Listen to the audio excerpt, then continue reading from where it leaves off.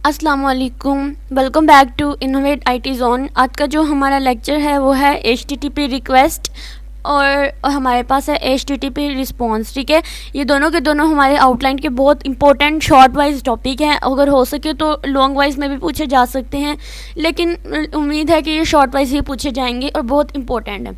ये है हमारे पास प्रोसेसिंग एचटीटीपी रिक्वेस्ट और प्रोसेसिंग एचटीटीपी रिस्पॉन्स। अब आप लोगों ने इससे पहले जो मैंने लेक्चर्स अपलोड किए हैं स्टार्टिंग में, तो उसमें मैंने आपको बताया था कि किस तरह से रिक्वेस्ट जनरेट होती है, किस तरह से फिर उसके ऊपर रिस्पॉन्स जनरेट होता है प्रोसेसिंग के बाद। लेकिन ये टॉपिक पे अगर हम लोग गौर करें ना, तो इस पे लिखा हुआ है एचटीटीपी प्रोसेसिंग एचटीटीपी रिक्वेस्ट। ठीक है, अगर आप आउटलाइन को ओपन करके देखें तो उस पर ऐसे लिखा हुआ है। तो इसका मतलब क्या हुआ कि हमारी रिक्वेस्ट जो है, यानी एचटीटीपी रिक्वेस्ट जो है वो जनरेट हो चुकी है। अब उसके ऊपर प्रोसेस क्या हो रहा है उसके बारे में हमने बताना है। ठीक है, तो यहाँ पर HTTP रिक्वेस्ट का मतलब होता है hypertext transport protocol request. When you request data और information from a web server, यानी जब हम लोग वेब सर्वर से क्लाइंट ने रिक्वेस्ट कर दी है, you send an HTTP request. तो हम लोग चूँकि इंटरनेट के थ्रू और इंटरनेट में कम्युनिकेशन के लिए, डाटा ट्रांसफर के लिए हम क्या चीज़ यूज़ करते हैं, कौन सा प्रोटोकॉल यूज़ करते हैं, HTTP प्रोटोकॉल का ही तो यूज़ करते हैं हम लोग। This request tell the server what you want such as web page, image और some other required sources etcetera. ठीक है, अब इस रिक्वेस्ट्स को इसको प्रोसेस करने के लिए कुछ एलिमेंट, कुछ कंपोनेंट्स जो होते हैं वो नेसेसरी होते हैं। ठीक है, और ये क्वेश्चन हमारे प्रीवियस जो पास पेपर्स हैं वेब इंजीनियरिंग के, उनके अंदर भी पूछा जा चुका है। इसके इंपॉर्टेंट कंपोनेंट्स, इसके एलिमेंट। तो इसमें सबसे पहले आ जाता है मेथड, सेकंड पे आ जाता है URL, फिर आ जाता है हेडर्स और फिर बॉडी। यानी इस रिक्वेस्ट को के बाद जो प्रोसेसिंग होती है उसमें हमारे पास ये चार इंपॉर्टेंट कंपोनेंट्स आ जाते हैं। मेथड क्या बताता है कि आपने रिक्वेस्ट किस टाइप की है, क्या मेथड यूज़ किया है, जिनमें सबसे कॉमन मेथड हमारे गेट आ जाते हैं, पोस्ट आ जाता है, हमारा पुट आ जाता है, हमारा डिलीट आ जाता है, हमारा हेड आ जाता है, हमारे ऑप्शन ट्रेस एंड कनेक्ट आ जाते हैं। ठीक है, इनमें से कौन सा मेथड आपने यूज़ करते हुए अपने रिक्वेस्ट को जो है वो रिक्वेस्ट की टाइप को जनरेट किया है। उसके बाद URL यानी यूनिफॉर्म रिसोर्सेज लोकेटर, ये बताता है कि हमने रिक्वेस्ट को जो जनरेट किया है ना, तो उसका एड्रेस क्या है। ठीक है, कहाँ पर हमारा डाटा और रिसोर्सेज साउट है। उसके बाद हम लोग बात करेंगे हेडर्स की। ये हमें बेसिकली एडिशनल इन्फॉर्मेशन देते हैं हमारी रिक्वेस्ट के बारे में, हमें बताते हैं कि हमारे कंटेंट का टाइप क्या है, हमने किस कैशे ने इसको कंट्रोल करना है, क्या कुकीज़ होंगी। ठीक है, ऑथेंटिकेशन इन्फॉर्मेशन क्या है इसके बारे में। उसके बाद आ जाती है बॉडी। ठीक है, ये क्या करती है कि ये हमारे जो मेथड्स होते हैं, डाटा होते हैं, उनको कैरीज करते हैं। ये ऑप्शनल होता है। ठीक है, इसके अंदर पोस्ट, पुट जैसे फॉर्म डाटा, जेसन और XML वगैरह जो होते हैं ना, वो इसके अंदर होते हैं, ये सारे के सारे मेथड।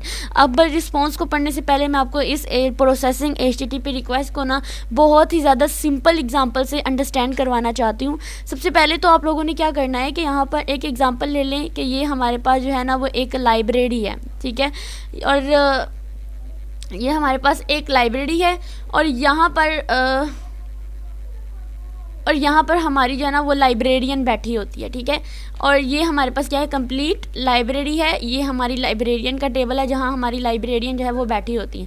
अब मैं क्लाइंट हूँ, मैं यहाँ पर गई हूँ और मैंने क्या किया, मैंने पहले से इसको रिक्वेस्ट कर दी है, यानी यहाँ पर जो बैठी हुई है मैंने उनको रिक्वेस्ट कर दी कि मुझे फ़लाँ बुक चाहिए।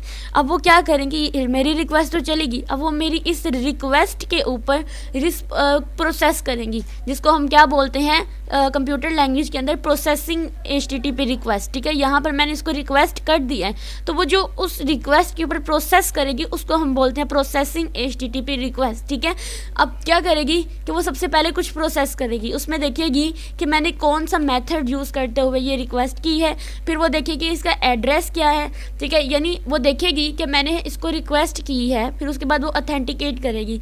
वो देखेगी कि क्या मैंने अथेंटिकेशन को मतलब क्या होगा कि वो देखेगी कि क्या मैं, यानी जो स्टूडेंट हूँ, क्या मैं इस रजिस्टर्ड फॉर्म के अंदर, ये जो रजिस्टर बना होता है अथेंटिकेशन के लिए, हाँ, कि ये स्टूडेंट इस लाइब्रेरी के लिए क्या है, अथेंटिकेट है, वो इस लाइब्रेरी के लिए ऑथराइज है, उसको ये बुक मिल सकती है।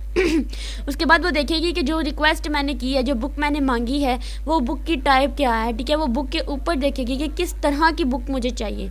देन उसके बाद वो क्या करेगी, वो बुक लेगी और फिर वो मुझे जो है वो बुक जो है वो एज अ रिस्पॉन्स दे देगी। ठीक है, ये प्रोसेस होता है बेसिकली हमारी प्रोसेसिंग रिक्वेस्ट में। उसके बाद अगर हम लोग बात करें अपने प्रोसेसिंग HTTP रिस्पॉन्स के बारे में, तो इसमें क्या होता है कि जब हमारी रिक्वेस्ट वेब सर्वर के पास पहुंच जाती है ना, जब तो सर्वर क्या करता है कि वो रिस्पॉन्स जनरेट करता है उस रिक्वेस्ट के ऊपर और वो वापस से उस रिक्वेस्ट को सेंड कर देता है। अब वापस से सेंड करता है तो उसके लिए भी उसके भी कुछ एलिमेंट्स होते हैं, जैसे हमारे एलिमेंट जनरेट के लिए थे, रिक्वेस्ट के लिए थे, वैसे रिस्पॉन्स के लिए भी तो है। सबसे पहले तो वो स्टेटस कोड देखेगा जो कि हमारे 3 डिजिट होते हैं, ठीक है, यानी इंडिकेट करेगा status code of the responses from the server side से। कुछ कॉमन कोड है, जैसे अगर तो 200 आ जाता है, इसका मतलब होता है कि ये सक्सेसफुली रिक्वेस्ट जो है उसने एक्सेप्ट कर लिया है, इसके ऊपर रिस्पॉन्स जनरेट हो चुका है। जब 404 आएगी ऑप्शन, तो इसका मतलब क्या होगा कि रिक्वेस्ट जो है वो रिसोर्सेज जो डाटा है वो सर्वर के पास है ही नहीं, वो रिक्वेस्ट नॉट फाउंड लिख देगा। इसी तरह अगर 500 लिखेंगे तो ये क्या कहेगा कि इंटरनल सर्वर एरर, यानी सर्वर जो है वो प्रोसेसिंग के दौरान हमारे पास कोई ना कोई सर्वर में एरर आ गया है, ठीक है। ये 3 कोड हैं जो आप लोगों को याद रखने हैं। 200 का मतलब होता है कि सर्वर साइड पर कि सक्सेसफुली रिक्वेस्ट को इसने एक्सेप्ट कर लिया, ओके है। 404 आएगा, उसका मतलब होगा कि रिक्वेस्ट फाउंड ही नहीं हुई, ठीक है, रिक्वेस्ट का जो रिसोर्सेज थे वो फाउंड ही नहीं हुए। 500 आएगा, मतलब इंटरनल सर्वर एरर है।